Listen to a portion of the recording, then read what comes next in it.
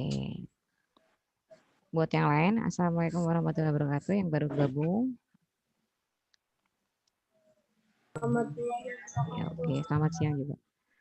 Siang ini kita akan langsung aja ya, karena sudah siang. Kita akan belajar tentang anatomi fisiologi kardiovaskuler. Masih kurang. Saya share screen dulu.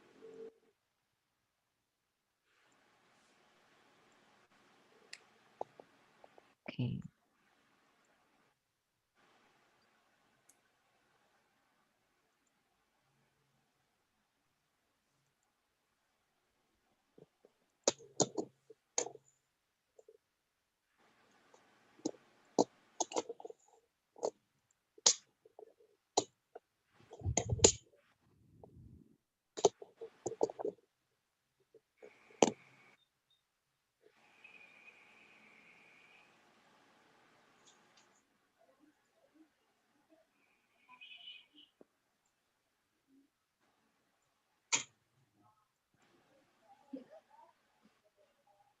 Sudah terbaca ya? Sudah? Oke. Oke, kita mulai. Hari ini kita belajar tentang anatomi fisiologi kardiovaskuler. Kardiovaskuler itu terbagi menjadi dua atau terdiri dari dua kata.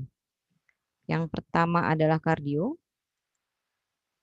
yang kedua adalah vaskuler. Jadi kita akan membahas dua, satu jantung, vaskuler itu artinya pembuluh darah, satunya adalah berarti kita belajar jantung dan pembuluh darah.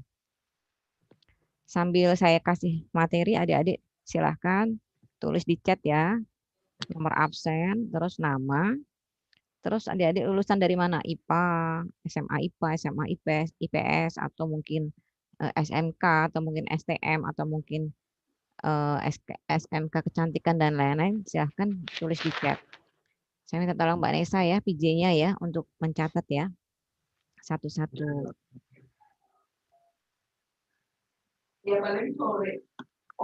Ya, karena mungkin yang dari IPS, yang dari non IPA, udah belajar biologi terakhir di SMP ya, di SMA udah nggak belajar, jadi kita harus ekstra untuk belajar lagi. Oke, kembali ke kardiovaskuler ya, berasal dari kardio dan vaskuler.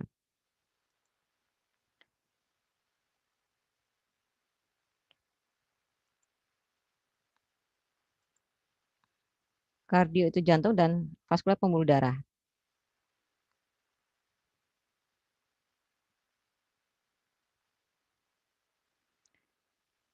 Jadi kalau di ini ada jantung, ada pembuluh darah, ada tambahan lagi adalah komponen darah. Karena apa? Pembuluh darah itu kan tidak hanya salurannya. Pembuluh darah itu kan juga ada isinya. Nah, isinya adalah komponen darah. Nanti kita pelajari isi dari pembuluh darah itu apa saja.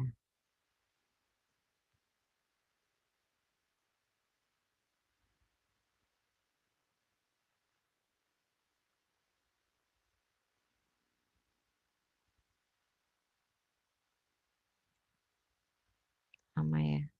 Nih, ya, jadi yang masuk ke dalam vaskuler adalah pembuluh darah dan komponen darah. Nah, komponen darah kita bicara tentang isi pembuluh darah ya. Darah berfungsi mengedarkan oksigen dan sari-sari makanan ke seluruh tubuh. Nah, komponen darah itu terdiri dari dua macam. Satu yang adalah sel darah, yang kedua adalah plasma darah. Sel darah itu butir-butirnya sel darah. Kalau plasma itu adalah cairan darahnya. Seperti kita lihat di gambar di sebelahnya, bahwa gambar yang eritrosit, trombosit, leukosit itu adalah sel darah. Sedangkan yang di bawah itu yang plasma darah itu adalah cairannya. Jadi airnya pembuluh darah. Namanya plasma darah.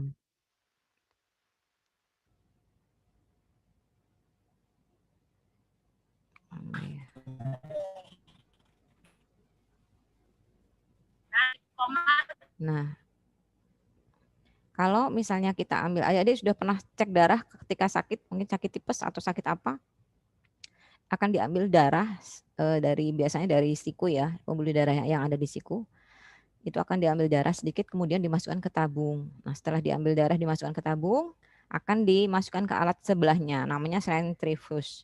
Sentrifus ini artinya berputar. Jadi tabung berisi darah itu akan diputar. Gunanya untuk apa? Untuk memisahkan sel-sel darah dengan cairan darah. Jadi sel darahnya diendapkan, dibuat mengendap. Setelah dipusingkan atau diputarkan akan terjadi gambar seperti di tabung sebelahnya. Jadi sel-sel darahnya itu mengendap di bawah, cairan darahnya itu akan berada di atas. Di bawah itu sel-sel darahnya 45% itu sel darah, 55% itu cairan darah atau plasma darah. Nah, dari 45% sel darah itu 99%-nya adalah sel darah merah. Makanya darah kita berwarna merah karena 99% terdiri dari sel darah merah. Jadi warnanya merah. Sedangkan sel darah putih hanya kurang lebih 1% saja mengisi volume sel darah. Sel darah putih itu ada apa saja? Di situ ada sel darah putih.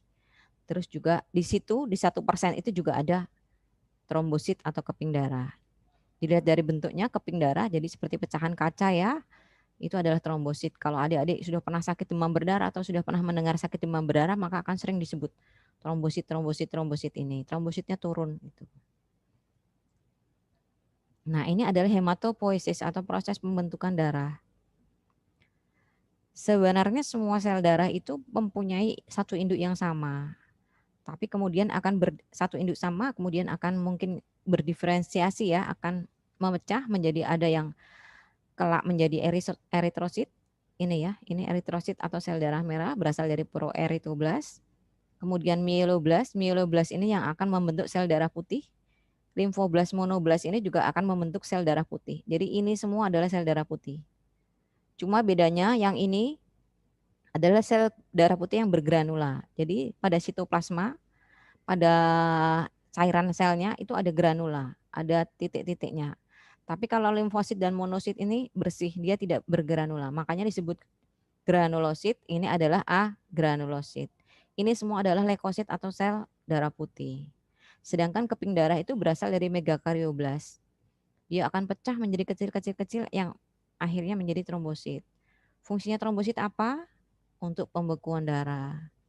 Jadi kalau trombositnya rendah maka kita akan gampang mengalami perdarahan. Entah itu mimisan, entah itu nanti pipisnya juga darah, terus buang air besarnya juga darah. Itu juga salah satu gejalanya adalah kalau trombositnya terlalu rendah. Nah, ini adalah komponen darah ya dibagi menjadi dua, sel darah dan plasma darah. Sel darah itu ada eritrosit, leukosit, dan trombosit. Eritrosit itu paling banyak karena jumlahnya berapa? 4 sampai 5 juta per 1 cc darah. Milimeter kubik itu kan 1 cc darah. Bentuknya bikonkav dan tidak berhenti. Kalau leukosit atau sel darah jumlahnya hanya 4,5 sampai 10.000 per cc darah. Sedangkan trombosit keping darah jumlahnya 250.000 sampai 400.000 per cc darah. Trombosit ini jumlahnya 250.000 sampai 400.000 per cc darah. Jadi kalau misalnya trombosit jumlahnya 150.000 itu sudah kita curigai kalau panas tinggi kemudian trombositnya di bawah 150.000 kita curigai apakah ini akan demam berdarah. Nanti dicek trombosit ulang lagi. Sedangkan plasma darah itu kan cairan darah.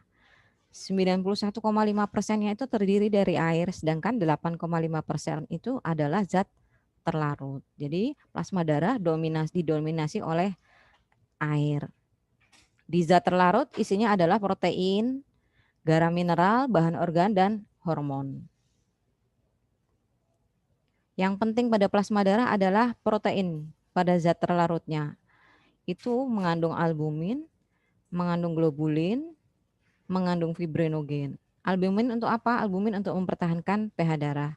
Globulin ada 3 macam.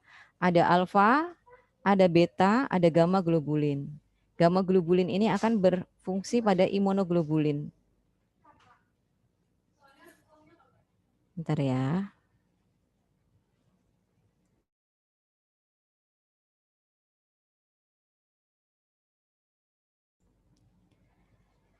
Oke, kita lanjutkan. Fibrinogen berfungsi pada pembekuan darah. Nah, di sini ini adalah gambar pembuluh darah beserta isinya. Yang di sini adalah plasma darah, ini sel darah merah, ini sel darah putih, yang kecil-kecil ada trombosit.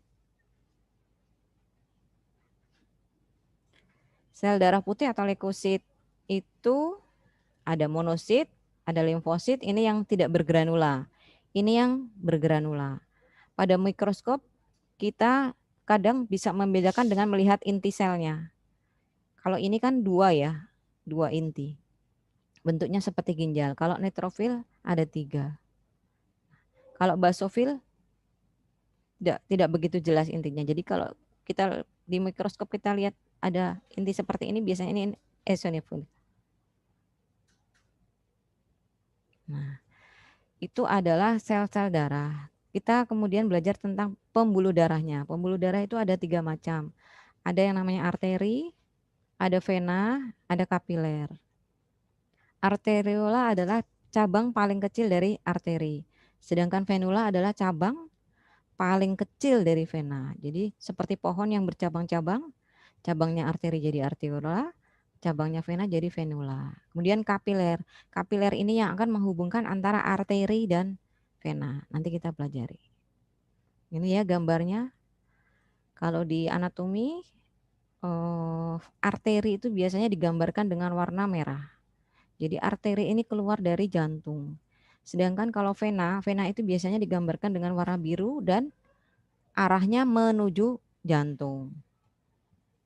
Antara arteri dan vena dihubungkan oleh kapiler. Jadi darah bersih setelah dipakai ya kemudian akan berubah menjadi darah yang kotor ya. Darah kotor akan kembali ke kapiler ini. Jadi kapiler ini pertukaran darah dari yang banyak mengandung oksigen menjadi karbon dioksida. Kalau sudah darah menjadi darah kotor, dia akan dibawa vena kembali ke jantung. Ini ya, ini adalah venula, ini lebih kecil lagi, ini ada arteriola, ini adalah kapiler. Nah, nanti jadi pertukaran oksigen dan karbon dioksida itu terjadi di kapiler. Arteri, arteri pada prinsipnya adalah pembuluh darah yang membawa darah dari jantung ke seluruh tubuh. Artinya bahwa arteri ini pembuluh darah yang mengangkut darah yang keluar dari jantung untuk diedarkan ke seluruh tubuh. Semua arteri itu membawa darah bersih atau yang disebut banyak mengandung oksigen. Kecuali satu, khas pada arteri yang tidak membawa darah bersih adalah arteri pulmonalis, karena dia arteri pulmonalis ini adalah arteri yang membawa darah yang mengandung karbon dioksida di soal keluar seperti ini. Kemudian arteri sifatnya dia mempunyai dinding yang tebal dan mempunyai jaringan yang elastis. Dua arteri terbesar di dalam tubuh adalah aorta. Jadi aorta ini yang keluar dari jantung. Arteri terbesar yang keluar dari jantung dan arteri pulmonalis keluar dari jantung kanan untuk menuju ke paru-paru. Nanti kita belajar di anatomi fisiologi jantung. Ya, arteriol ada cabang terkecil dari arteri. Vena. Kalau vena adalah membawa darah kotor atau darah yang banyak mengandung karbon dioksida. Kecuali apa? Kecuali vena pulmonalis. Karena vena pulmonalis itu membawa darah bersih. Karena dia membawa darah dari paru-paru untuk dibawa ke jantung. Jadi arteri dan vena pulmonalis ini khas, punya ciri khas sendiri. Kemudian pembuluh darah vena yang terbesar itu adalah vena cava superior dan vena cava inferior, di mana dia akan menuju ke atrium kanan. Kemudian pembuluh darah vena yang terbesar adalah vena pulmonalis. Tapi vena pulmonalis ini bawa darah bersih. Kemudian kapiler. Kalau kapiler itu pembuluh darah kecil karena dia diameternya cuma 5 sampai 10 mikron. Kemudian dindingnya cuma satu lapis endotel. Ya, di kapiler ini terjadi pertukaran oksigen, terjadi pertukaran zat metabolisme, dan lain-lain. Juga tempat penyerapan makanan juga bisa terjadi di kapiler. Ini fungsinya ya.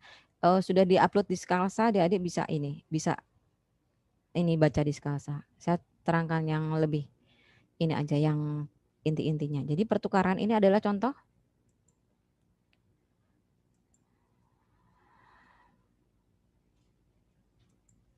Ini adalah contoh pertukaran oksigen dan karbon dioksida di kapiler paru-paru.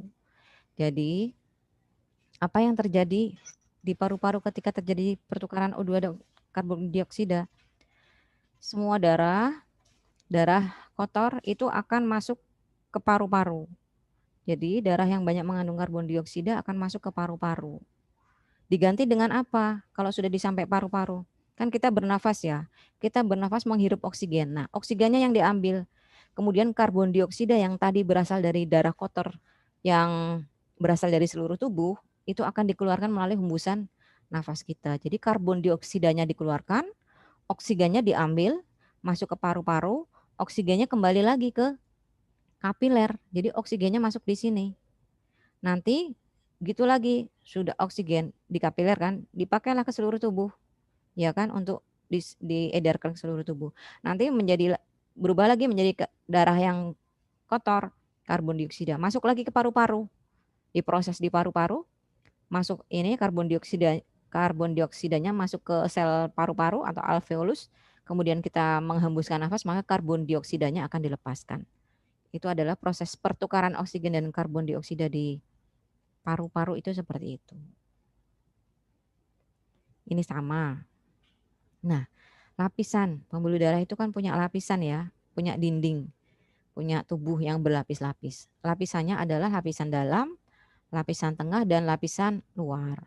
Lapisan dalamnya ini adalah ada jaringan otot. Itu untuk arteri dan vena. Tapi kalau kapiler itu tidak punya lapisan otot, dia hanya satu lapis endotel. Itu endotel ya, jadi satu lapis, makanya pembuluh kapiler itu kecil-kecil sekali. Nah, yang penting selanjutnya untuk membedakan arteri, vena, dan kapiler adalah dindingnya tadi sudah ya, arah aliran kalau arteri jelas meninggalkan jantung karena dia membawa darah bersih. Kalau menuju jantung itu vena karena dia membawa darah yang banyak mengandung karbon dioksida. Yang kadang kita bisa membedakan itu ketika kita misalnya ada pasien perdarahan kecelakaan ya. Kok darahnya nyemprot-nyemprot, banyak banget keluarnya, deras memancar. Itu kemungkinan yang terpotong adalah arteri. Kalau kita misalnya ya melakukan tindakan, kalau perawat kan biasanya nanti ada jahit menjahit ya, kita salah gunting. Ternyata darahnya yang keluar, memancar. Mungkin itu arterinya yang terpotong. Tapi kalau misalnya kita luka atau luka terbuka, luka robek, kemudian darahnya hanya merembes, itu biasanya yang kena adalah vena. Jadi kalau arteri sudah kena itu kita bisa cepat kehilangan darah karena dia arusnya deras. Ya, arteri banyak mengandung oksigen, kecuali di paru-paru. Karena arteri di paru-paru itu banyak mengandung karbon dioksida. Kemudian vena banyak mengandung karbon dioksida, kecuali di paru-paru. Jadi ini spesial ini adalah di paru-paru karena terbalik. Oke, itu tentang vaskuler. Ada yang mau bertanya? Silakan. Tentang vaskuler. Kurang jelas? Sudah jelas?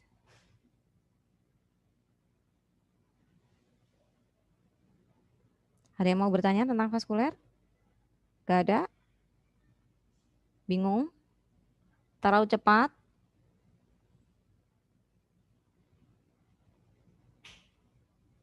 Oke, selanjutnya kita ke kardio ya.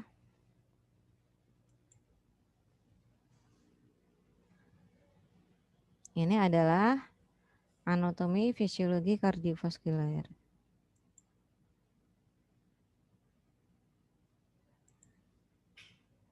Bentar ya, slideshow dulu ya.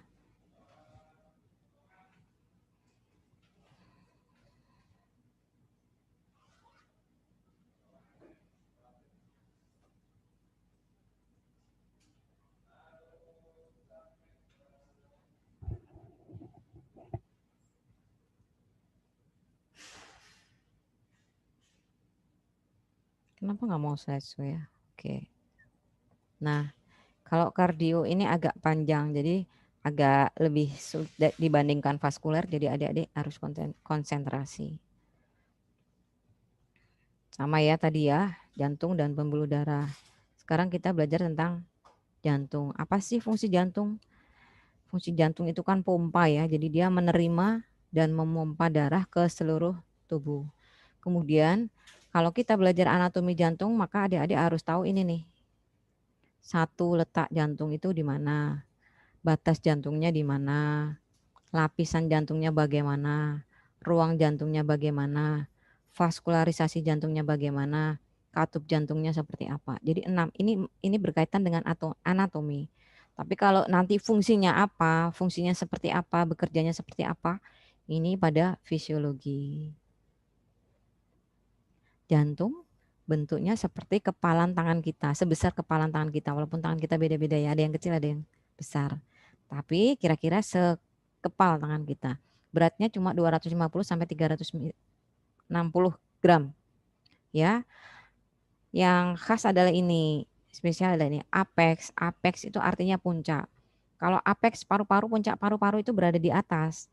Tapi kalau jantung, apexnya justru berada di bawah. Jadi jantung, apex jantung itu ini. Basis atau dasar jantung itu di sebelah sini, di atas. Sedangkan apex atau biasanya kita bilang ictus cordis itu di sini. Jadi kalau misalnya orangnya kurus, kemudian kontraksi jantungnya terlalu kuat, itu biasanya di dinding dada itu dia bisa kelihatan gitu. Itu namanya ictus cordis. Jantung sebagian besar berada di sebelah kiri badan. Ya, di sebelah sternum dan 5 cm dari processus xiphoideus. Ini adalah processus xiphoideus. Ini ya, jadi ini processus xiphoideus. Ini adalah ujung dari tulang sternum. Ini 5 cm di atas dari processus xiphoideus itu letak jantung. Nah, ini adik-adik, kalau mengetahui kemudian batas jantung. Kalau batas jantung itu kita harus tahu dulu garis-garisnya atau linea-lineanya. Ini adalah linea mid clavicula. Nah, ini adalah linea mid clavicula. Ini adalah linea mid axilla. Axilla itu mid axilla itu tengah-tengah ketiak. Axilla itu kan ketiak. Clavicula kan tulang ini. Ini adalah tulang clavicula. Dibagi dua karena tengah-tengah. Nah, ini. Terus nah, batas jantung.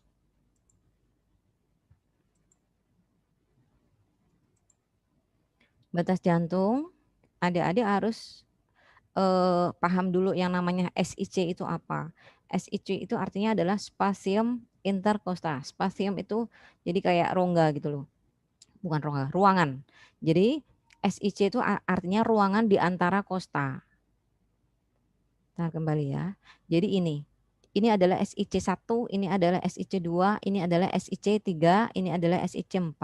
Jadi antara kosta 1 dengan kosta 2 itu adalah SIC1. Antara kosta 2 dengan kosta 3 adalah SIC2.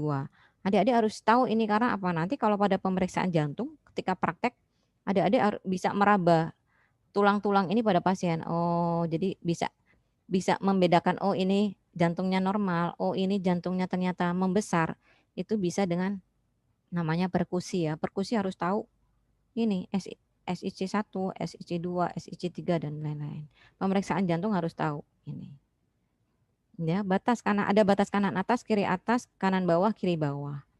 Kanan atas itu di SIC atau di ruang kosta 2, sebelah kanan. Di linea parasternalis kanan. Artinya apa? Linea itu garis. Sternal itu sternum. Jadi di linea di pinggir sternum yang kanan. Itu adalah batas jantung kanan atas. Batas jantung kanan bawah masih di linea parasternalis kanan, tetapi SIC-nya beda. Ini SIC2, ini SIC3, SIC4. Sedangkan kiri atas sama di SIC2 ya, tapi linea parasternalis kiri. Jadi di garis tepi sternum yang sebelah kiri. Sedangkan batas kiri bawah ini ada di SIC5 ya. Spasium interkostal 5 di antara kosta 5 dan kosta 6.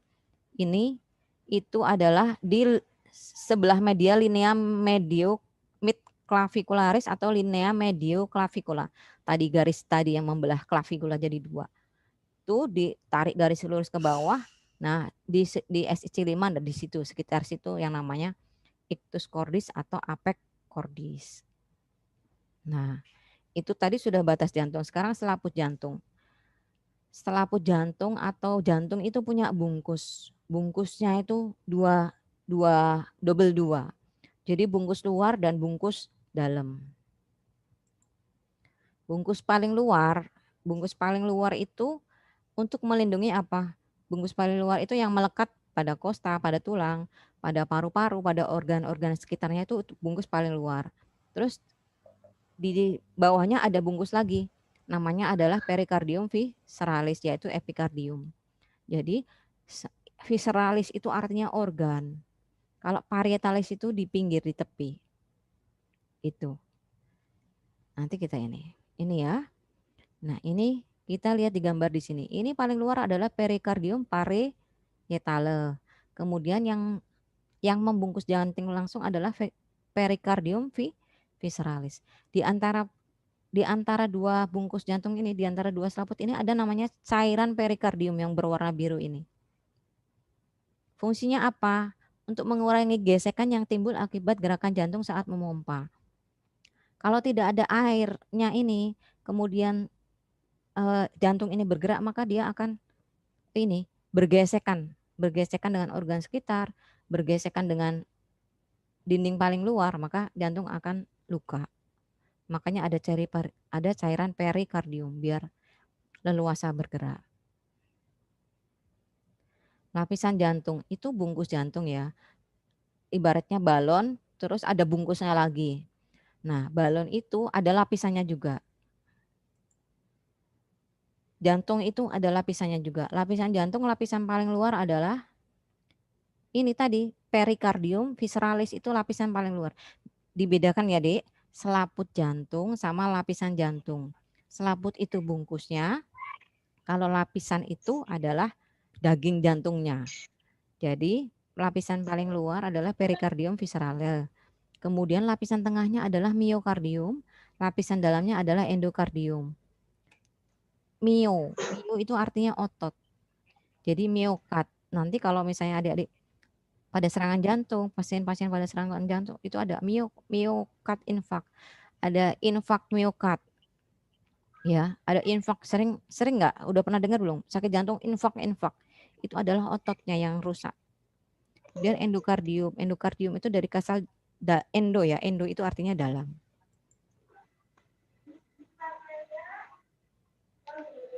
Nanti kita ini. Nah, secara skema jantung itu dibagi menjadi 4 ruang. Ya. Seperti kita punya rumah 2 lantai. 2 lantai ada 2 kamar di atas, ada 2 kamar di bawah. Jadi kamar yang atas namanya adalah atrium. Kamar yang bawah adalah namanya ventricle. Atrium, kamar yang atas ada 2 kamar kan. Kamar yang satu adalah atrium kanan, kamar yang satu adalah atrium kiri. Di bawah juga iya. Ada ventricle, ada dibagi menjadi ventricle kanan, kemudian ventricle kiri. Diingat bahwa aliran darah selalu mengalir dari atrium ke ventricle. Tidak boleh balik lagi. Atrium ini, darah dari sini juga cuma boleh mengalir ke sini. Nggak boleh balik ke sini. Apalagi dari sini ke sini nggak boleh. Dari sini ke sini nggak boleh. Karena ini ada dindingnya. Ada dinding pembatasnya atau sekatnya. Karena apa? Dan darah di sini adalah darah kotor. Ini adalah darah bersih. Kalau semuanya jadi campur, jadi kotor semua. Ya, jadi perhatikan bahwa darah itu selalu mengalir dari atrium ke ventricle. Tidak boleh dari ventricle ke atrium. Kalau ada dari darah mengalir dari ventricle ke atrium, berarti di sini ada kebocoran. Berarti sudah mulai terjadi penyakit. Itu. Ini ya, arah alirannya pasti ke sini. Ke sini. sekat jantung ya, tadi sudah saya bahwa atrium, jantung kanan dan jantung kiri itu ada sekatnya. Jadi jantung sebelah kanan, bagian kanan ada sekat untuk memisahkan dengan jantung sebelah kiri. Biar apa? Darah yang di jantung kanan tidak bercampur dengan darah di jantung kiri. Nih ya, di sini. Di sini tuh sekat. Jadi ini nggak boleh campur dengan ini. Kemudian ini ada sekat jantung ya untuk memisahkan ini. Kemudian ini sama ini dipisahkan oleh apa? Dipisahkan oleh katup jantung. Katup jantung itu seperti kamar, seperti pintu kamar. Jadi pintunya bisa buka, bisa nutup. Gunanya apa? Untuk mencegah darah dari ventrikel untuk tidak kembali ke atrium. Itu. Jadi ada pintunya antara atrium dan ventrikel. Nih nanti aja langsung ke gambar aja ya. Nah, ada 4 katup jantung ya. Yang antara atrium dengan ventrikel yang ini, trikuspidal dan mitral. Kalau trikuspidal itu di jantung kanan. Kalau mitral itu di jantung kiri. Nah, dari 4 ini apa bedanya? Bedanya adalah daun pintunya. Ini 3. Ini ada 3. Ini ada 3. Ini cuma 2. Makanya ini disebut katup bikuspidalis karena ini cuma 2 pintu. Kalau tri kan 3 ya. Ini sesuai dengan arterinya. Ada katup pulmonal, kemudian ini sesuai dengan arterinya. Katup aorta. Ini katup pulmonal itu katup yang ada di arteri pulmonalis. Kalau katup aorta itu katup yang ada di aorta. Kalau adik-adik memahami katup aorta di mana, katup pulmonalis di mana, maka ketika adik-adik memeriksa jantung pakai stetoskop ya, adik-adik bisa membedakan, oh ini kebocoran ternyata di katup aorta, oh ini kebocoran ternyata di katup trikuspidal dan atau mitral atau katup aorta, itu bisa didengar. Nah ya ini aliran darah jantung. Kita selanjutnya ya, next itu katup. Katup sudah jelas ya bahwa ini bentar ya, tak kembali ke ini. Mana ya? Oh ini bukan.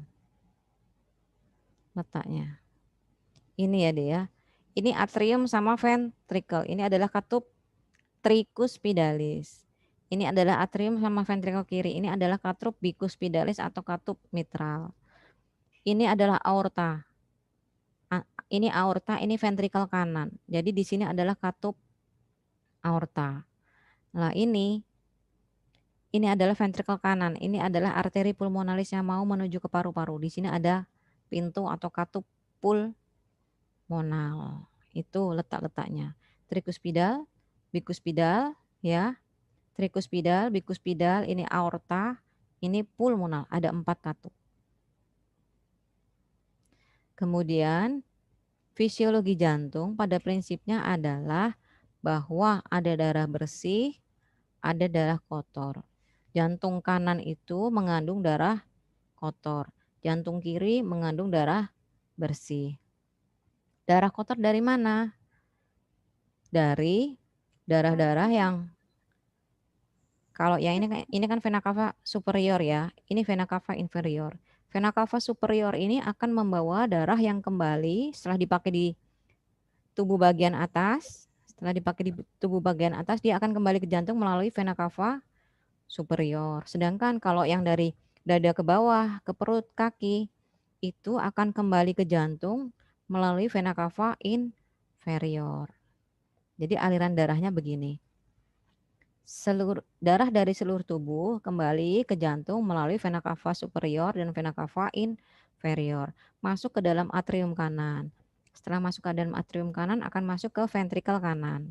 Ini darah kotor. Masuk ke jantung kanan. Setelah dari jantung kanan maka akan masuk ke mana? Ke paru-paru. Ya. Perhatikan bahwa darah kotor dari jantung kanan maka akan masuk ke paru-paru. Nanti ada gambar lagi. Setelah di paru-paru diproses, oksigennya dibuang, karbon dioksidanya dibuang, oksigennya dipakai, maka darah yang banyak mengandung oksigen atau darah bersih ini akan kembali lagi ke jantung. Jadi proses pembersihan, proses aliran darah itu dari jantung ke paru-paru, kembali lagi ke jantung. Di jantung ini masuk ke atrium kiri, ini adalah darah bersih. Dari atrium kiri masuk ke ventrikel kiri, ini darah bersih. Ya, ini darah bersih kemudian akan diedarkan ke seluruh tubuh melalui apa? Aorta. Keluar dari jantung melalui aorta. Masuk ke jantung melalui atrium, melalui vena cava superior dan inferior, keluar dari jantung melalui aorta. Itu. Kalau adik-adik bisa memahami anatomi yang ini, maka adik-adik akan lebih mudah untuk memahami nanti fisiologi, kemudian patofisiologi. Ini ya. Ini untuk membedakan atrium kanan sama atrium kiri itu bedanya apa. Ini untuk membedakan ventrikel kanan sama ventrikel kiri nanti dibaca aja di sekelasa ada. Sekali lagi saya jelaskan bahwa darah masuk ke atrium dari vena cava superior, vena cava inferior masuk ke atrium kanan, kemudian ke ventrikel kanan. Darah kotor ini kemudian masuk ke paru-paru. Paru-paru kita kan ada 2. Di paru-paru dibersihkan, karbon dioksida dibuang melalui hembusan nafas kita, oksigennya diambil. Jadi darah bersih, darah yang mengandung oksigen, darah bersih masuk ke atrium kiri, kemudian didorong ke ventrikel kiri. Setelah ke ventrikel kiri maka dikeluarkan ke jantung untuk diedarkan ke seluruh tubuh, ya. Itu melalui aorta. Ingat ini ada, jadi diedarkan ini ke tubuh bagian atas, ini ke tubuh bagian bawah. Kuncinya itu di fisiologi jantung. Fisiologi itu yang normal ya. Kalau yang nggak normal patofisiologi.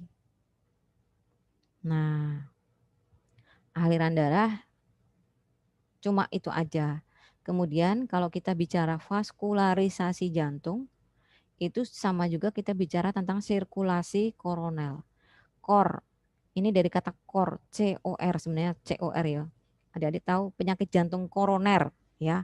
Itu adalah pembuluh darah, gangguan pada pembuluh darah koronaria. Jadi vaskularisasi jantung. Apa sih pembuluh darah yang ada di jantung? Namanya adalah arteri koronaria. Arteri koronaria itu bercabang-cabang. Ada yang kanan, ada yang kiri. Jadi jangan salah ya. Kalau ditanya apa vaskularisasi jantung, maka jawabnya adalah arteri. Vaskularisasi dipikir dulu, oh jawabnya pasti pembuluh darah karena vaskuler artinya pembuluh darah. Berarti pembuluh darah yang ada di jantung itu apa? Nah, ini adalah arteri koronaria kanan. Ini adalah arteri koronaria kiri. Cabangnya ya, arteri koronaria kiri ada cabang yang melingkar. Melingkar itu namanya ramus sirkumflexa. Yang menurun, cabang yang menurun itu adalah ramus descendens. Descendens itu artinya turun. Descendens anterior, anterior itu berarti depan. Turun yang ke bagian depan. Sirkumflexa yang melingkar, marginal itu yang tepi, margin itu yang tepi. Nah, ini memberikan darah pada otot jantung sebelah kiri. Kalau yang cabang kanan itu hanya ramus descendens dan ramus marginalis. Dia tidak punya ramus sirkumflexa. Nah, ini memberi darah ke jantung bagian kanan dan juga bagian kiri. Itu ya, jangan lupa kalau ada soal vaskularisasi jantung adalah arteri apa? Arteri koronaria. Kor, COR ya, COR itu jantung. Penyakit jantung koroner. Jadi kalau penyakit jantung koroner yang bikin sering serangan jantung itu adalah sumbatan lemak di dalam arteri ini. Kateterisasi jantung, adik-adik tahu. Kateterisasi jantung itu pembuluh darah jantung itu dimasukkan kateter, dimasukkan selang yang ada ujung kameranya, kemudian akan dilihat nih pembuluh darah mana yang tersumbat, pembuluh darah mana yang lemaknya tebal. Itu namanya kateterisasi jantung. Nah, setelah kateterisasi jantung akan dipasang ring kalau pembuluh darahnya itu kolaps, artinya apa? Pembuluh darahnya itu kempes, tidak bisa mengembang. Nah, itu baru dipasang ring. Jadi adik-adik harus paham Ada kateterisasi, ada ring, nah seperti itu. Kenapa dipasang ring, dipasang cincin? Biar apa? Biar pembuluh darahnya bisa ini membuka lagi, dipasang ring kan, dipaksa untuk melebar. Nah, darahnya ngalir. Kenapa? Kalau ini tersumbat, otot di sebelah sini tidak kena darah, tidak kena makanan, maka otot ini akan rusak. Kalau otot jantung rusak, apa? Rusaknya banyak, ya itulah serangan jantung meninggal. Jadi otot jantung itu tidak boleh rusak. Nih ya, sama. Nah, itu adalah arteri atau pembuluh darah yang banyak mengandung oksigen. Sedangkan kita di jantung juga ada vena atau pembuluh darah balik. Ini namanya adalah yang pembuluh darah vena yang besar di jantung namanya adalah vena sinus coronarius. Ini ada pembuluh darah yang besar di jantung. Kalau yang kecil-kecil namanya adalah vena tabesi itu. Ya, ada arteri, selalu juga ada vena. Ada pembuluh darah yang mengalirkan darah bersih, ada juga pembuluh darah yang membawa darah kotor. Nah, kemudian jantung itu persarafan jantung. Jantung itu bekerja sadar apa enggak sadar? Jantung itu bekerjanya tidak sadar. Nah, tidak sadar itu sarafnya apa? Saraf otonom. Saraf otonom itu adalah saraf otomatis, jadi dia bekerjanya otomatis. Tidak kita suruh, dia sudah bekerja. Kalau tangan diangkat kan kita nyuruh. Itu adalah sistem saraf sadar.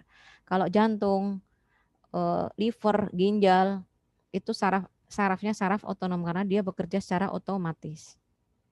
Dibagi menjadi dua, saraf simpatis dan saraf parasimpatis. Simpatis itu intinya dia akan meningkatkan kerja, kalau parasimpatis itu akan menghambat kerja. Jadi kalau simpatis itu akan meningkatkan detak jantung, meningkatkan denyut jantung. Kalau parasimpatis itu akan menurunkan denyut jantung. Begitu. Ya. Jantung dipersarafi oleh saraf simpatis yang dapat mempercepat irama jantung atau detak jantung sama aja ya. Dan parasimpatis yang bisa memperlambat irama jantung. Nih, saraf simpatis, ini saraf parasimpatis. Sudah ya. Ini simpatis, ini simpatis. Ya, ini simpatis. Ini dari sini, kemudian ke sini. Tuh. Kalau ini nervus vagus itu parasimpatis, maaf deh. Ini baru ini parasimpatis. Dari mana nervus vagus? Dari medula oblongata. Kalau yang ini dari medula spinalis. Mana ya? Ini ya. Parasimpatis dari nervus vagus di medula oblongata. Kalau simpatis dari medula spinalis. Torak 2 sampai 4. Nanti kita belajar di persarafan kalau ada adik mau biar kita lebih paham medula spinalis, kemudian medula oblongata, kita pelajari di persarafan. Ini dengar dulu, besok kalau medula oblongata besok di persarafan kita pelajari. Kemudian itu sudah ya fisiologi aliran darah jantung. Kita akan belajar sirkulasi, pompa, denyut nadi, tekanan darah, kemudian aktivitas listrik jantung, aktivitas kontraksi otot jantung.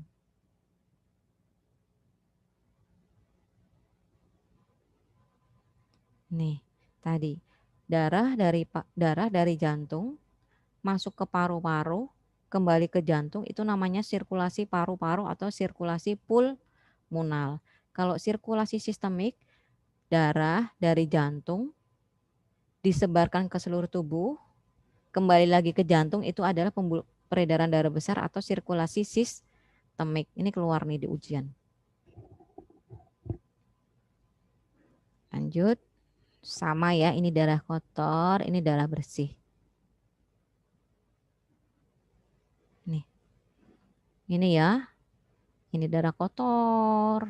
Dibersihkan di paru-paru, masuk lagi ke atrium kiri, ke ventrikel kiri, diedarkan ke seluruh tubuh, ke anggota tubuh bagian atas, ke dada, ke kepala, ke bawah. abdomen, kaki, ya itu. Nah, ke atas, ke kepala, ke leher. Kalau ke bawah bisa ke liver, ke hati, bisa ke perut dan isinya usus, bisa ke ginjal, bisa ke kaki. Ini darah bersih dari jantung dipakai. Setelah dipakai kan ada zat sisanya. Zat sisanya adalah darah yang banyak mengandung karbon dioksida. Dibawa lagi lah kembali ke jantung. Vena cava superior, vena cava inferior. Itu ya, aliran darah jantung. Sekarang siklus jantung. Pada prinsipnya ya, jantung berfungsi memompa darah ke paru-paru dan ke seluruh tubuh. Nah, kerja jantung itu dibantu oleh dua sistem, sistem kontraksi otot jantung dan sistem konduksi listrik jantung. Jadi yang membuat jantung bergerak itu adalah kerjasama dari kontraksi otot dan aliran listrik jantung. Sistem konduksi. Sistem konduksi itu biasanya berkaitan dengan aliran listrik. Aliran listrik jantung loh ya, bukan aliran listrik yang lain. Nah, ini adalah siklus jantung yang berkaitan dengan sistem kontraksi.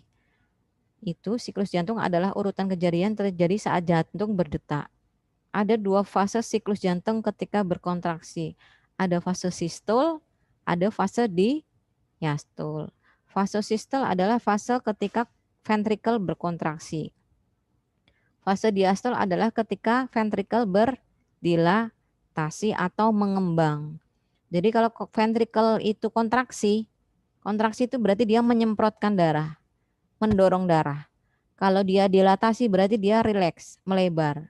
Kalau melebar berarti apa? Dia darahnya masuk. Jadi masuk, kalau diastol itu darah masuk ke ventrikel, kalau sistol itu darahnya dikeluarkan dari ventrikel. Sini ya. Sistol adalah periode kontraksi dari ventrikel untuk memompa darah keluar dari ventrikel. Ingat, ada ventrikel kanan, ada ventrikel kiri. Keluarnya kemana harus bisa membedakan. Diastol adalah periode relaksasi dari ventrikel di mana terjadi pengisian darah. Nah, sistol sama diastol ini yang nanti akan diukur pada saat pengukuran tekanan darah. Sistol, saat ventrikel jantung menguncup dan darah terdorong keluar, ia akan diperas. Diastol, ketika relaksasi saat ventrikel jantung mengembang sehingga darah mengalir dari atrium ke ventrikel. Ini fisiologi siklus jantung saat atrium relaksasi. Kan ada dua yang bekerja, darah yang banyak mengandung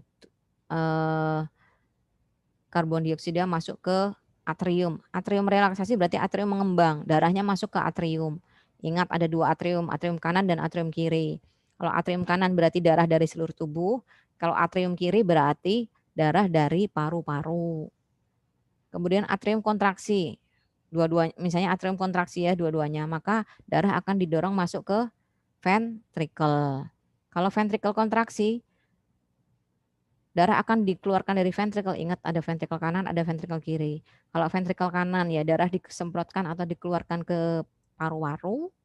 Kalau dari ventrikel kiri ya darah dikeluarkan ke seluruh tubuh. Nah, itu tadi adalah sistem kontraksi. Kemudian jantung itu bisa berdenyut juga karena ada sistem listrik jantung yang namanya sistem konduksi. Yang berperan pada sistem konduksi adalah ini. S anode, sinus sinoatrial, sinus atrioventrikular, berkas His atau bandel His dan serabut Purkinje. Apa sih ini? Nanti kita bahas ya. Detak jantung normal ya pada saat kita istirahat ya, bukan pada saat kita lari-lari, bukan pada saat kita marah. Itu sekitar 60 sampai 100 kali per menit. Kalau di bawah 60 pada saat kita tidur itu bisa melambat ya. Ini namanya bradikardi. Kalau di atas 100 kita olahraga, kita marah, kita panas ya, suhu tubuh kita tinggi, maka akan bisa lebih dari 100. Jadi kalau kita meriksa pasien, oh detak jantungnya tinggi, jangan langsung berpendapat bahwa oh ini sakit. Itu bukan begitu. Kita harus tahu dulu kondisi pasien, apakah dia panas, kemudian apakah dia habis lari, begitu takut sama kita karena terlambat ya. Jadi dia tergopoh-gopoh datang. Habis dia tergopoh-gopoh datang langsung ditensi. Oh ya itu datang langsung ditensi, diukur denyut nadinya ya akan tinggi karena apa? Dia habis aktivitas. Jadi menghitung denyut jantung itu harus saat istirahat, rileks dulu. Kalau mau ngukur tensi, habis jalan atau lari ya istirahat dulu biar rileks. Biar dia apa? Slow ya, rileks. Nah, itu baru tensi. Tapi kalau begitu lari-lari terus ditensi apalagi yang menderita darah tinggi ya mesti lebih tinggi lagi. Tensinya mesti lebih tinggi. Tapi kalau yang darahnya normal enggak berpengaruh, tetap tensinya tetap akan normal, tidak akan tinggi. Nih ya. Jantung, ini listrik jantung. Jadi tadi kita bahas listrik jantung atau sistem konduksi jantung. Jantung dapat berdetak karena ada aliran listrik yang mengalir di jantung. Sistem aliran listrik ini bersumber dari bagian jantung yang disebut sinus node atau sinus atrial node. Letaknya di atrium. Ini aja ya. Nih. Jadi ini adalah sistem konduksi atau sistem listrik jantung. Jantung itu juga ada listriknya. Yang menghasilkan listrik jantung siapa? Adalah SA node atau sinus node.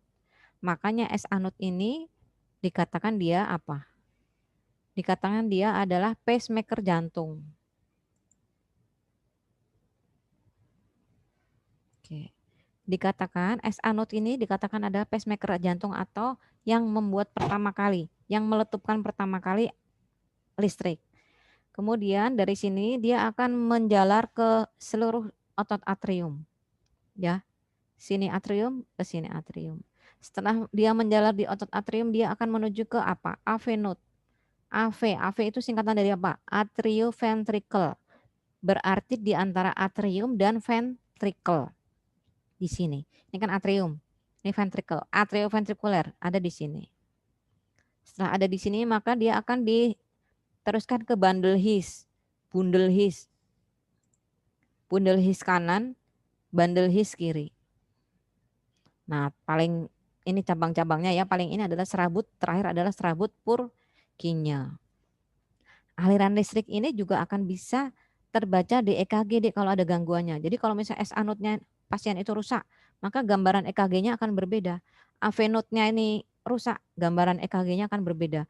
Di sini ada blok ya, aliran jantung karena di sini diblok, ada blok, gangguan blok, maka kan listrik nggak bisa sampai sini ya. Kalau bloknya di sini berarti gimana? Aliran listriknya kan cuma bisa sampai sini karena ini diblok. Nah, ini nggak dapat aliran nih, berarti ini gangguannya itu akan terlihat di rekam jantung. Oh, berarti ini gangguannya di blok bandel kanan, blok bundel atau blok bandel kiri. Nanti adik-adik kalau masuk ke poli jantung akan itu akan dengar blok bandel itu akan dengar. Ya, sekali lagi ini SA node, pacemaker jantung, keluar di ujian pacemaker. Ya, ini pacemaker jantung. Kemudian ini adalah AV node, masuk ke AV node, dijalankan ke bundle his kanan, terus ke serabut yang kecil-kecil itu adalah serabut Purkinje. Paham ya dek ya? Aliran listrik jantung yang berperan adalah SA node, AV node, bundle his dan serabut Purkinje. Kalau nanti ada pertanyaan adik-adik bisa menjawab. Lagi ini SA node menjalar, AV node, bundle his. Jadi aliran listrik ini yang bisa membuat jantung berkontraksi akhirnya berdenyut. Sama ya. Nah, itu tadi aliran listrik jantung. Kalau di jantung banyak ya kita belajar aliran listrik, bunyi jantung, denyut nadi, nanti tekanan darah, ada banyak sekali. Bunyi jantung itu ada dua, bunyi jantung 1, bunyi jantung 2. Kalau adik-adik dengar pakai stetoskop ya ada duk-duk, duk-duk, duk-duk. Kalau nggak pakai stetoskop ya didekatkan aja kita di telinga kita di dada. Itu karena duk-duk, duk-duk. Itu arti itu sebenarnya loop. Bunyi jantung pertama bunyinya loop-dup. Loop-dup ya sama aja lah dup-dup. Cuma ini hanya untuk membedakan bunyi jantung pertama dan bunyi jantung kedua. Bunyi jantung pertama itu kenapa sih kok bisa ada bunyi jantung pertama, ada bunyi jantung kedua? Bunyi jantung pertama atau loop itu adalah proses terjadinya penutupan pintu mitral atau trikuspidal. Jadi di mana tadi letak mitral dan trikuspidal? Trikuspidal itu di antara trikuspidal itu di jantung kanan, antara atrium dan ventrikel di sebelah kanan. Kalau mitral itu antara atrium dan ventrikel sebelah kiri. Jadi katupnya, pintunya itu nutup, ya, nutup. Jadi darah nggak boleh ngalir, itu ditutup. Itu adalah bunyi jantung 1. Kalau bunyi jantung 2 itu buka, mitralnya sama trikuspidalisnya buka. Mitral sama trikuspidalis buka. Bunyi jantung 1 mitral sama trikuspidal nutup. Bunyi jantung 2 mitral sama trikuspidal buka. Nah, kalau mitral nutup, satunya kan masih ada 2 katup ya, ada 2 pintu, aorta dan pulmonal. Kalau katup mitral trikusnya nutup, maka katup aorta pulmonalnya membuka. Nah, begitu juga jantung kedua. Jantung kedua kan ini ya, trikuspidalnya kan buka sama mitralnya buka, berarti aorta dan pulmonal ini. Katup aorta dan pulmonal itu nutup. Itu yang untuk bisa belajar untuk memahami bunyi jantung. Bunyi jantung pertama, katup trikus, katup mitral, katup ya, katup di antara atrium sama ventrikel nutup. Bunyi jantung kedua buka. Sama aja ke ini satu, kalau trikuspidal nutup, maka aorta pulmonal buka. Gitu aja logikanya kayak gitu. Kalau ini nutup. Kalau ini nutup berarti satunya aorta dan pulmonal buka. Kalau ini nutup, aorta sama pulmonal buka, berarti mitral sama trikus buka. Ini kan nutup ya, buka. Bisa dipahami? Pelan-pelan ya nanti ya. Nah, ini bunyi jantung 1 penutupan katup. Bunyi jantung 2 sebenarnya ini pembukaan. Pembukaan ini atau penutupan katup aorta dan katup pulmonalis. Kalau ini bunyi jantung 1 nutupnya katup trikuspidal dan bikuspidal. Bunyi jantung 2 bukanya katup trikuspidal dan bikuspidal. Cuma itu aja untuk ini, untuk bisa ini. Ya. Ini nutup, ini buka.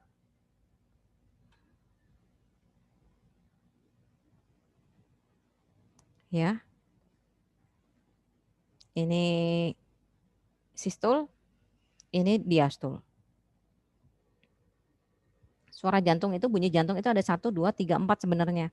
Tapi yang 3 sama 4 ini jarang. Kalau yang suara 3 itu disebabkan vibrasi dinding ventrikel karena darah masuk ke ventrikel secara tiba-tiba saat pembukaan atrioventrikel. Ya. Kalau S4 suara 4 juga jarang terjadi pada individu normal. Biasanya adalah suara bunyi jantung 1 dan bunyi jantung 2. Jam 2 ya. Nah, kalau ada itu 3 sama 4 kan nanti ini ya, jarang. Nah, kalau misalnya ada bunyi lain selain loop bunyi jantung 1 dan bunyi jantung 2, itu kan dub-dub kan. Kalau ada suara jantung yang lain yang selain ini, maka disebut suara jantung abnormal atau tidak normal. Contohnya ada apa? Suara jantung yang tidak normal adalah bising jantung atau murmur jantung. Bisa terdengar jika katup jantung tidak menutup atau membuka dengan benar. Jadi ada kelainan, ada gangguan pada pintu atau katup jantung sehingga terjadi bising. Ibaratnya kalau misalnya ada pintunya itu harusnya nutup kencang, kok ini nggak nutup kencang, ada angin yang lewat, nah itu suaranya itu ada suara tambahan, itu adalah bunyi jantung yang tidak normal. Bunyi jantung tidak normal juga disebabkan karena kelainan bentuk jantung yang mengganggu aliran darah di dalam jantung. Nah, bising jantung ini ya, banyak sekali macamnya. Ya, ini dipelajari di spesialis jantung. Kita nggak usah. Nah, denyut nadi. Apa bedanya denyut jantung dengan denyut nadi? Ada yang tahu? Denyut nadi itu adalah penjalaran dari denyut jantung. Jadi denyut nadi biasanya harus sama dengan denyut jantung. Kalau denyut nadinya dihitung sama denyut jantungnya, maaf, denyut nadinya diraba kemudian kita pasang stetoskop di dada, kok berbeda, berarti ada gangguan, ada yang salah nih, di mana nih salahnya gitu loh. Karena apa? Pada prinsipnya denyut nadi itu sama dengan detak jantung. Jadi kalau jantung berdenyut, kita pegang nadi akan teraba sama, gerakannya sama. Sama saja denyut nadi karena pekerjaan dari ini. Denyut jantung sama dengan aktivitas denyut nadi.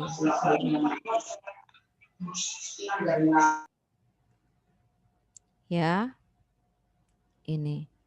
Jadi sama juga dengan aktivitas ini, aliran listrik jantung yang berasal dari S anut. Kalau S anut kerjanya tinggi, maka dia akan menghasilkan detak jantung yang tinggi. Kalau detak jantungnya tinggi, maka denyut nadinya juga akan tinggi. Ya, di sini denyut nadi adalah rambatan dari denyut jantung. Gelombang yang teraba pada arteri bila darah dipompa keluar jantung. Itu.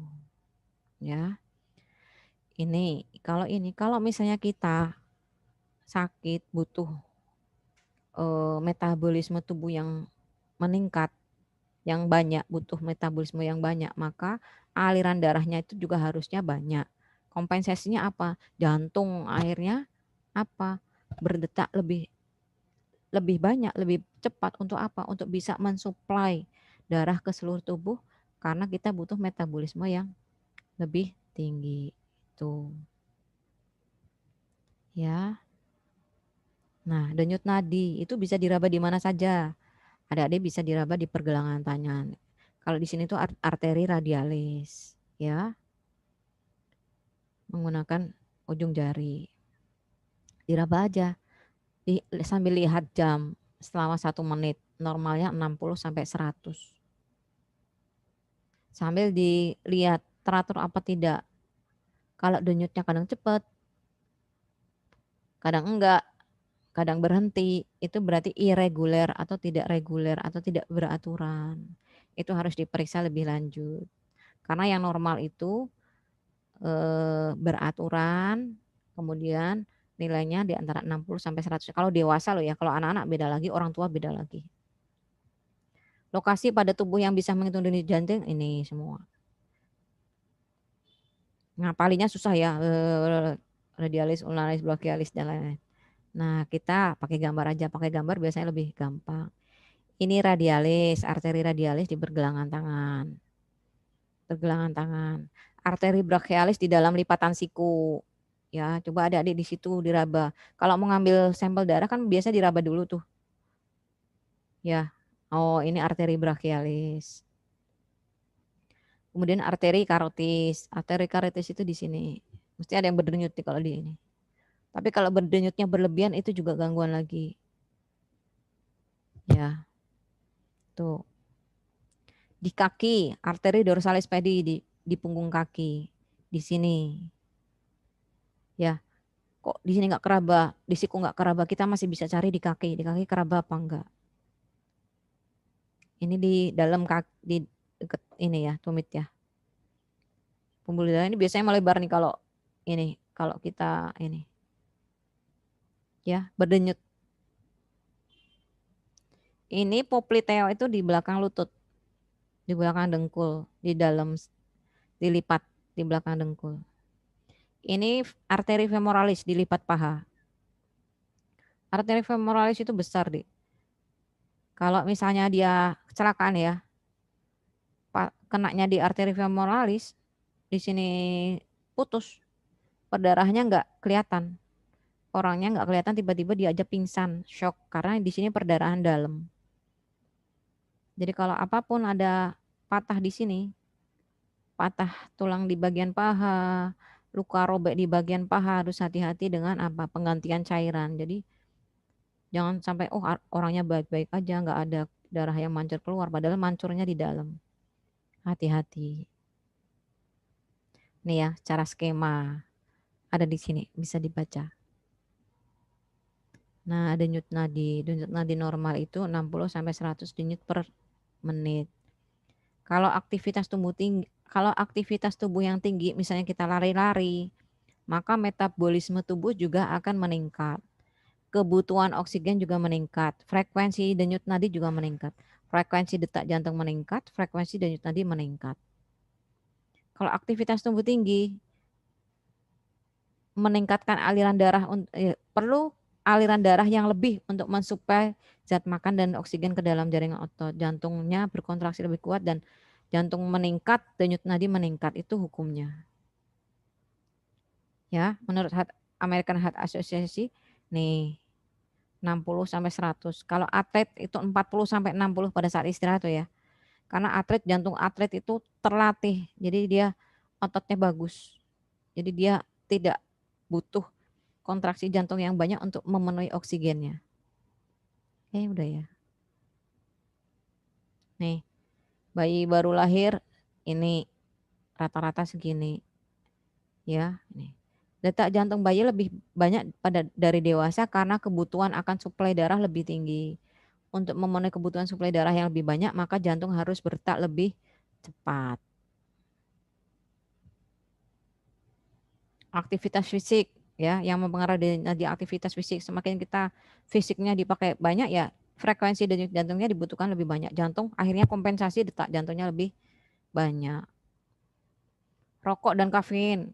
Adik-adik yang ngerokok ya, rokok itu merugikan karena dia makan meningkatkan denyut nadi ya.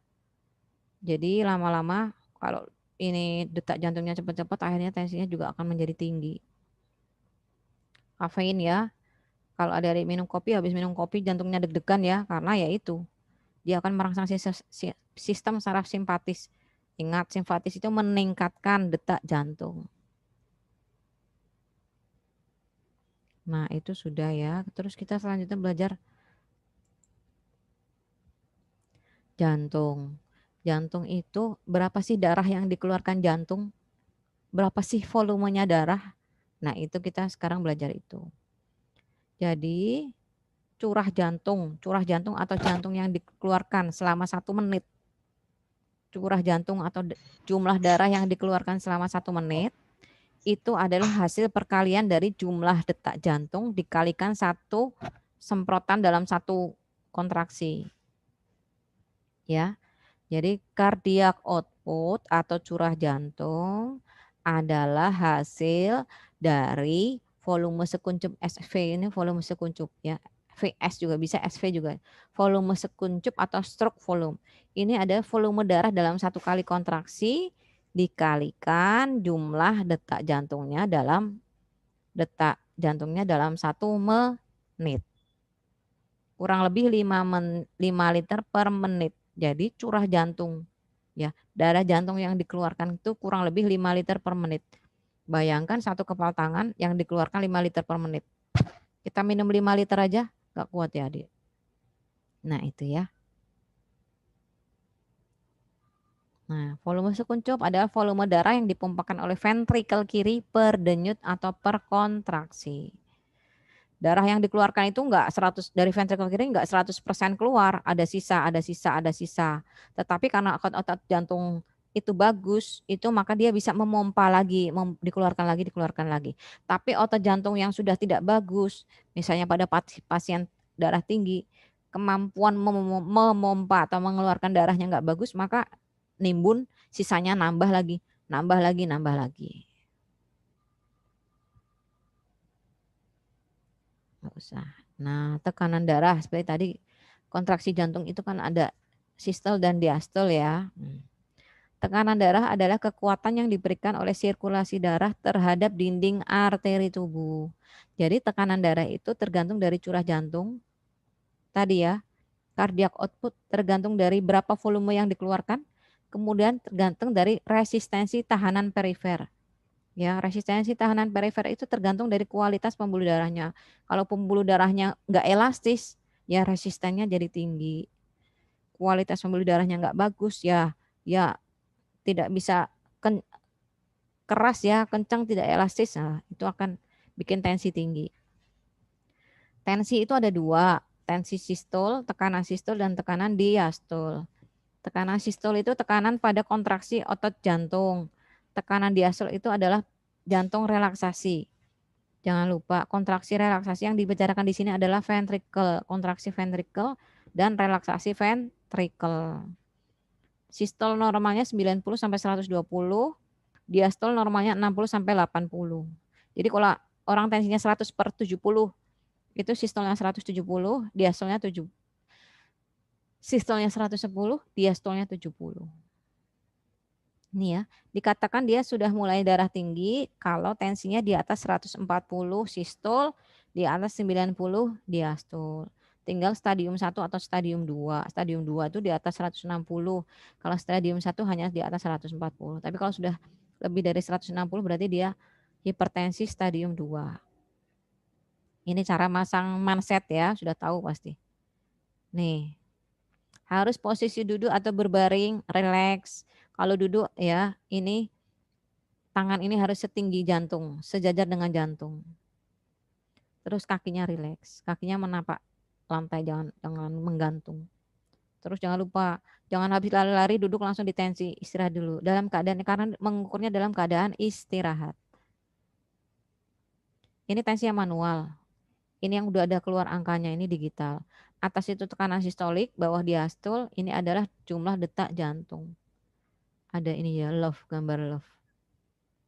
Tapi biasanya hasilnya agak berbeda. Di digital ini biasanya lebih tinggi. Kalau kita udah sering tensi, kita bisa paham hasilnya. Ya. Ini air raksa. Sekarang sudah tidak boleh pakai air raksa karena limbahnya berbahaya. Jadi kita kalau pakai yang manual, pakai tensi yang manual, didengarkan pakai stetoskop. Bunyi pertama terdengar itu adalah sistol, bunyi pertama hilang itu adalah diastol. Ya. Jadi kalau besok dipraktek mengukur tensi yang banyak, biar adik-adik terlatih untuk mengukur tekanan darah. Nah, sekarang itu tadi sudah ya di anatomi jantung, fisiologi bagaimana aliran darah jantung, listrik jantung, denyut nadi, dan lain-lain. Sekarang kita akan belajar EKG. Siapa yang sudah pernah di EKG? Ya, EKG itu artinya adalah rekaman jantung, rekam jantung. EKG itu dari singkatan elektrokardiogram atau rekam jantung. Alatnya adalah elektrokardiograf. Yang di ini apa? Yang direkam apa? Yang direkam adalah aliran listrik. Yang tadi saya bilang dari S anode, AV node, kemudian bundle His, rabut Purkinje itu direkam impul listriknya.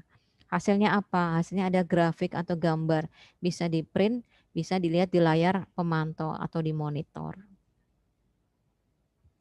Fungsi EKG untuk mendeteksi kelainan dengan mengukur aktivitas listrik yang dihasilkan oleh kontraksi jantung, mengetahui gambaran aktivitas listrik, mengetahui pembesaran ruang jantung dan gangguan irama jantung.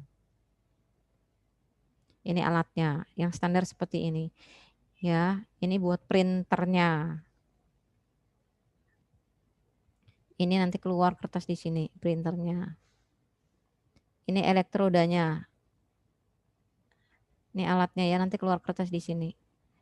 Ini elektrodanya. Ini ada yang dipasang di kaki, di tangan. Ini yang di dada, yang bulat-bulat ini di dada. Ya, ada sadapan ekstremistas, ada sadapan prekordial. Ingat, core itu jantung, berarti di dada. Ada V1, V6, V1, V2, V3, V4, V1 sampai V6. Kalau ekstremitas lead 1, 2, 3, AVL, AVR, dan AVF. Nah, seperti ini siapa yang sudah pernah. Ini alatnya beda lagi kan bentuknya karena memang berbeda-beda. Ini elektroda prekordial karena dipasang di jantung. Ini elektroda ekstremitas karena dipasang di ini. Sudah ada warnanya, biasanya di sini sudah ada tulisannya. Jadi kita nggak bingung masangnya, tinggal pasang. Oh ini di kaki, ini di kaki. Oh ini di tangan, oh ini di tangan, ini di tangan. Oh ini di kaki, ini di kaki. Nih ya, ini elektroda prekordial. Ini sudah ada aturannya masang V1 di mana, V2 mana, V3 mana, V4 mana, V5 mana, V6 mana. V6 itu di bawah ketiak, di garis lineamik aksila. Ya. V1, V2 berarti menilai arus listrik jantung di bagian septum, sekat. Kalau V3 sampai V4 aliran listrik jantung di bagian depan, anterior. Kalau V5, V6 itu di lateral, gambaran jantung di lateral. Lateral itu mana, Dek? Samping. Ya. Linea mid clavicula itu V4 di sini. V5 itu di linea axillaris anterior. Ketiak itu kan ada depan, ada belakang, ada tengah-tengah ketiak. Linea axillaris anterior. Ini linea axillaris media. Ya, ini ya. SIC1, SIC2, ruang kosta 1, ruang kosta 2, ruang kosta 3, 4, 5. Nah, ujung jantung itu di sini biasanya ya, apex cordis SIC5. Ya, dipasang. Biasanya sudah ada tulisannya di alatnya itu untuk kaki kanan, kaki kiri, biar tidak salah. Kalau salah masang ya hasilnya akan salah. Ya, RA, RA, RA nih.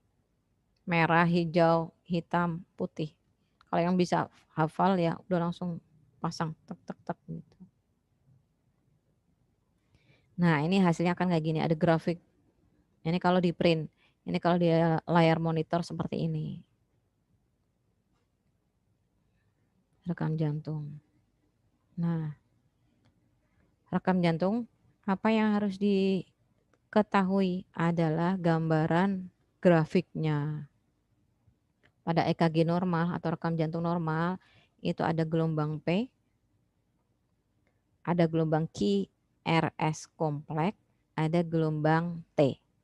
Jadi rekam jantung normal itu harus ada 3 ini.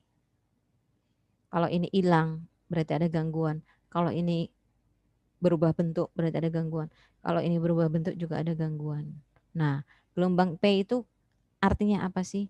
Gelombang P itu artinya adalah atrium depolarisasi. Artinya apa? Atrium berkontraksi. Ya.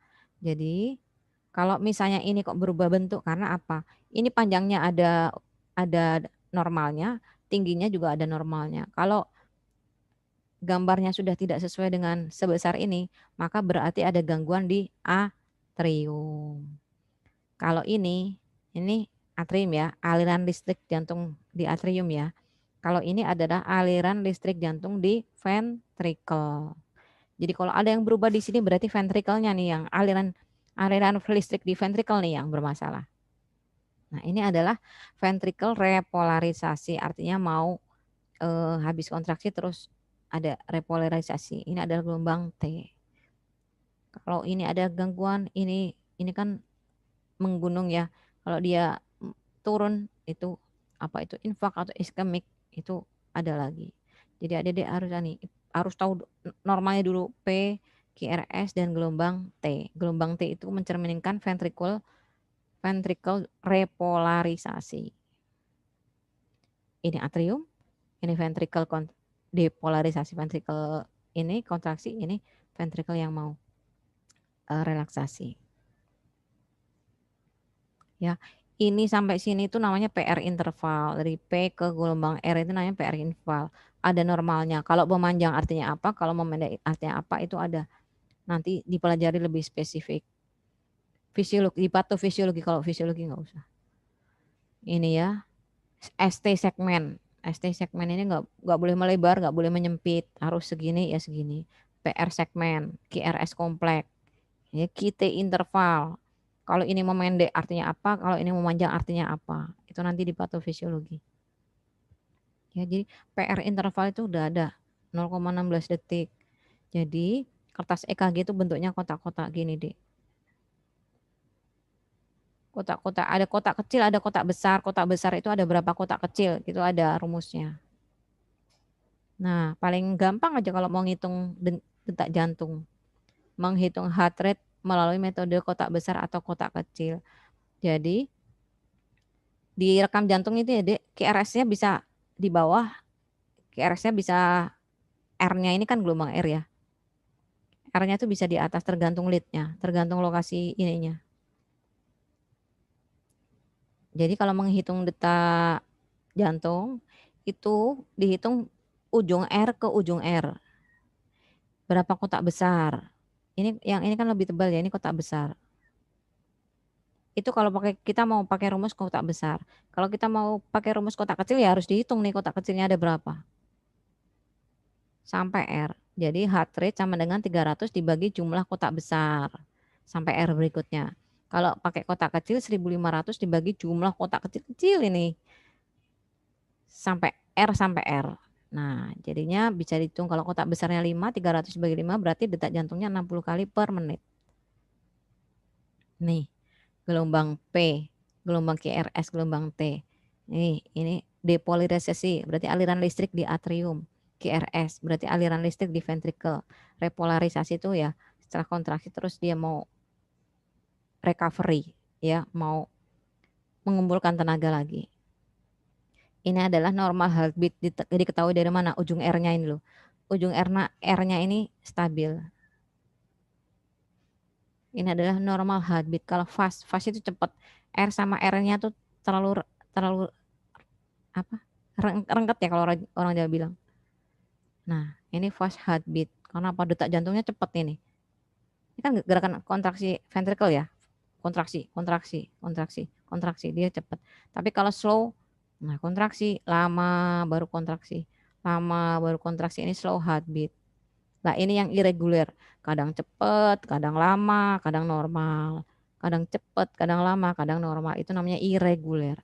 Kalau adik-adik menemukan irregular heartbeat, pegang nadinya kok tidak, iramanya tidak bagus, sebaiknya periksa. Itu. Ya. Ada pemeriksaan EKG juga, ada pemeriksaan ekokardiogram. Ekokardiogram itu lebih sensitif, lebih bagus lah daripada EKG.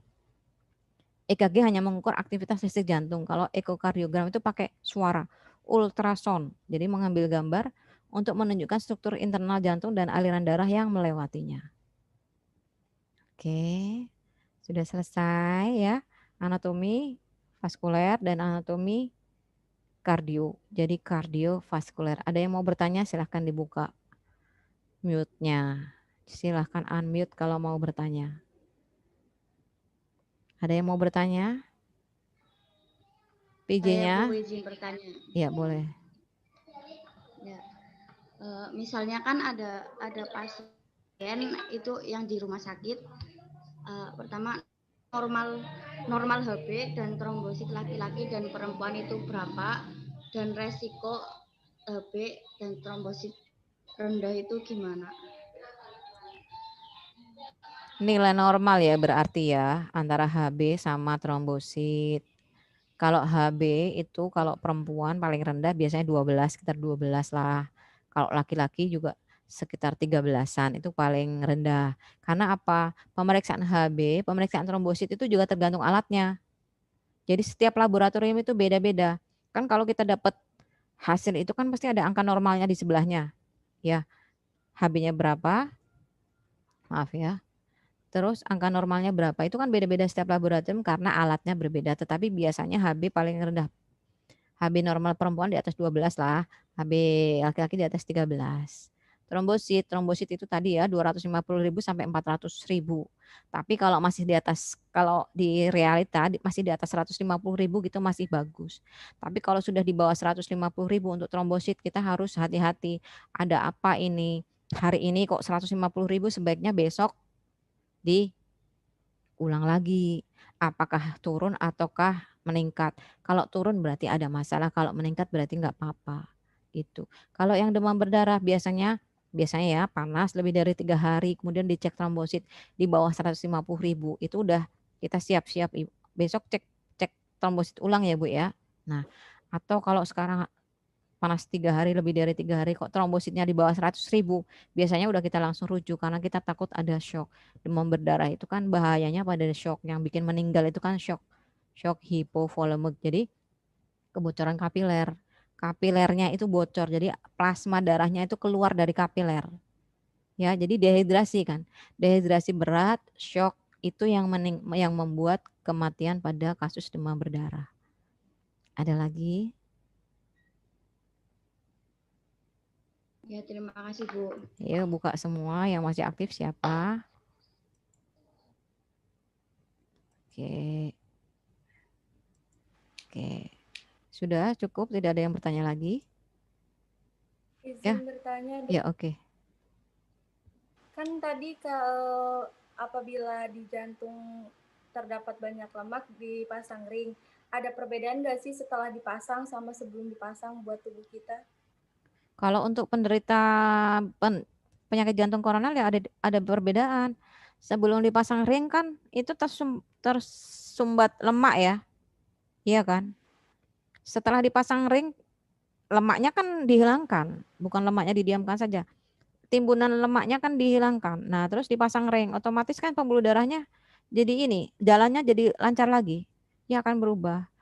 Dan yang tadinya dia sesak nafas karena kan jantung itu kan berkaitan dengan oksigen ya. Kalau aliran darah jantung oksigennya nggak bagus ya dia akan sesak nafas. Tapi karena dia sudah aliran darahnya terus bagus ya, terus sesak nafasnya akan berkurang gitu. Dan pasang ring itu tidak hanya satu di pembuluh darah, bisa banyak di pembuluh darah. Penyumbatan itu Makasih, tidak Dok. hanya satu, bisa di banyak tempat. Ya, ada lagi? Oh, iya. Saya izin bertanya, Bu. Iya. Ibu Gimana? kalau telapak tangan itu keringat, memang itu benar gejala penyakit jantung? Keringetan itu memang Makasih, Bu. kadang-kadang tidak selalu deh jawabannya. Karena kalau keringetan itu ada banyak faktor. Yang normal ya, karena dia metabolismenya tinggi. Jadi keringat biasa. Atau produksi kelenjar keringatnya tinggi, itu juga akan berkeringat. Kemudian gangguan tiroid juga nanti akan berkeringat. Nah, gangguan jantung juga bisa berkeringat, keringat dingin karena keringat dingin. Jadi tidak terus keringat dingin itu pasti gangguan jantung, harus diperiksa. Mendingan periksa aja. Kan harus juga dicek tensinya, nadinya, terus jantungnya bagaimana, kelenjar tiroidnya bagaimana itu. Ya, jadi tangan basah itu nggak selalu sakit jantung. Periksa aja kalau udah ada tangan Baik. basah. Ada lagi? Sudah semua? Nah, saya cek dulu. Oke, sudah tidak ada pertanyaan ya. Oke, pertemuan kita minggu depan lah lagi dengan. Oh itu ya, saya mau bertanya. Iya boleh. Gimana? Itu sih kan pemasangan ring ya Bu. Kalau nggak salah itu tulang rusuknya ada satu dipotong. Apakah itu dipasang lagi atau enggak ya Bu ya? Kira-kira tulang rusuk. Enggak. Metode operasinya berbeda-beda ya, tergantung ya. Tapi kalau pemotongan tulang rusuk kayaknya enggak ada pemotongan. Karena sekarang udah canggih. Oh berarti sistemnya di bor ya Bu ya, di pen. Kateterisasi jantung itu bisa lewat arteri femoralis. Arteri femoralis. Di mana arteri femoralis? Ya. Jadi enggak pakai ini, sekarang udah canggih, enggak. Cuma dimasukkan ke pembuluh darah, sudah nanti dipasang itu aja. Itu mungkin yang zaman dulu ya. Pakai pen, enggak ada Iya Bu. pen. Iya Bu. Iya Bu, soalnya saya lihat ada waktu itu orang yang habis dikasih itu ring kayak gitu, kayak nggak ada tulang rusuknya salah satu hilang. Oh, itu mungkin yang dulu, zaman dulu dibedah di dada. Kalau sekarang udah nggak ada kayak gitu. Sekarang sudah lebih canggih. Begitu ya. Oke, Oke. makasih Bu. Oke. Sudah? Ada lagi? Nggak ada ya. Oke. Mbak Nesha, nanti catatannya di foto dikirim ke WA saya ya. Itu mahasiswa. Sudah dicatat belum, mana Mbak Nesha?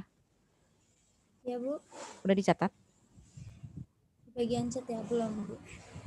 Yang tadi, yang kalau saya close nanti nggak bisa dapat datanya. Udah Nanti dicatat saya apa foto belum? dulu ya Bu. Di foto habis itu dicatat ya Bu. Ya kalau bisa di foto aja, kirim foto ke tempat saya. Chatnya itu. Nomor absen, mahasiswa sama itunya ya.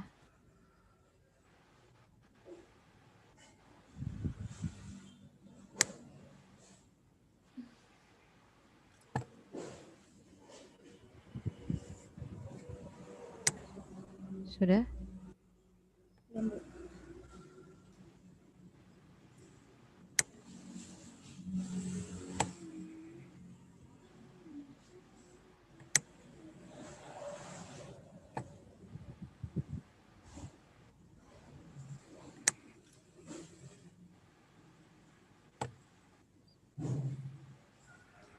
Anatomi, karena anatomi fisiologi itu dasar ya, Dik ya. Besok kan adik-adik kan yang dirawat adalah manusia. Kalau misalnya kok nggak tahu anatomi fisiologi, itu bisa berbahaya. Ya, di klinis nanti, di praktek nanti. Jadi silahkan adik-adik untuk mempelajari anatomi fisiologinya dengan baik. Nanti kan ada skill lab itu yang akan memantapkan materi dari kuliah saya ini. Sudah, Mbak? Oke, udah ya. Oke. Semoga bermanfaat. Mohon maaf jika ada salah kata saya. Saya akhiri ya. Assalamualaikum warahmatullahi wabarakatuh. Waalaikumsalam. Waalaikumsalam warahmatullahi wabarakatuh. Terima kasih, Bu. Oke, close aja. N ya.